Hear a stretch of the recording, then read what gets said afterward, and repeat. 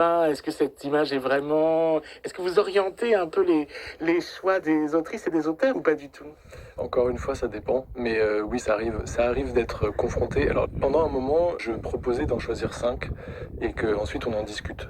Maintenant, disons là, pour ce qu'on a appelé la première salve, on parle de salve. Voilà, c'est Salve de fléchettes. de fléchettes, c'est un peu militaire. Donc, je proposais de s'aventurer avec 5 pour ensuite restreindre le choix, peut-être un petit peu commencer à avoir en effet cette piste possiblement du ressenti ou sentimental pour aller vers un récit.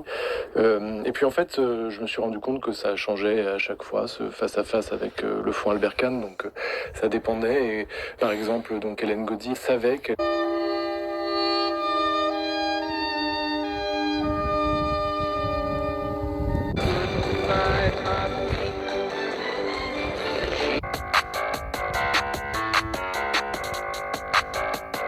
À partir de là, donc oui, Quelle est belle notre chance, aux mille couleurs de l'être humain.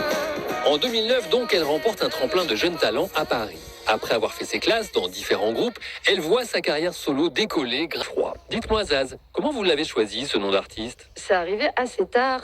En fait, j'avais un pote quand j'habitais à Bordeaux une seule personne derrière qui m'avait appelé Zaz une fois. Et je me suis dit, ah, c'est cool Zaz. Mais c'est Isabelle, tu sais. Et je pense que Zazie touchait petit. Qu'est-ce que c'est qu'un Rouchetti? Un Rouchetti, c'est quelqu'un qui continue de travailler pour des fins par-delà sa mort. Donc, plus assuré d'une vie éternelle, parce que ces personnes vont justement continuer à...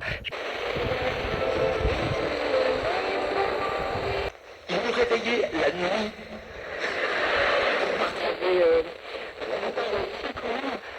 D'autres concepts du au-delà, d'ailleurs, il lui dit à un moment donné, moi j'en ai un Rouchetti pour moi, t'inquiète pas.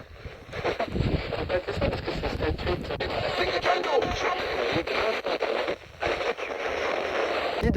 J'avais envie d'évoquer en fait cette question des esprits. Voilà, cette question des esprits. Les esprits plus que le legs ou la mémoire. Oui, la mémoire est assez... le texte raconte donc les 3 jours que cette narratrice passe à Montréal. C'est une femme qui est scientifique, qui travaille sur l'ARN messager, qui est...